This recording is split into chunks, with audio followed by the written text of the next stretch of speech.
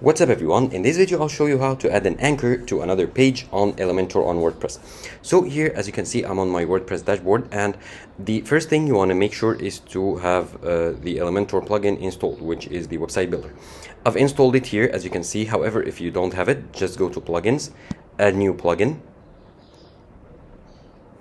and then search for Elementor, hit enter. And this is the one you want to install, the Elementor website builder. Here for me it's already installed because it says update now. However, for you, just click on install, then activate. And then once you've installed Elementor, just go to the page where you want to anchor to another page. So let's go to all pages. Let's say I want to add an anchor in this no title page that I was working on, so add it.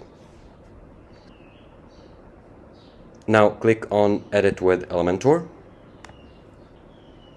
and let's add just any widget. Let's add this container widget, for example. Okay, and in the widget settings, just navigate to the Advanced tab, and here you will find CSS ID. Now here is you would want to enter your anchor like name. So let's name it test-anchor, and now our anchor is ready. Now go ahead and publish this page or save your settings.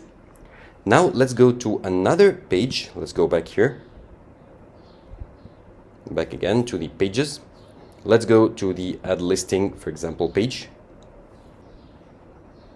and click on edit with Elementor. Okay, with the site. Now this will be the source page where your anchor will navigate to. And here let's select like a button. Let's add a button here. Okay, and then click on the button,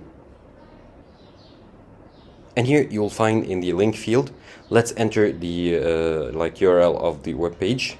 Like for example, you want to enter like www.yourwebsite.com followed by the hashtag and then the anchor name.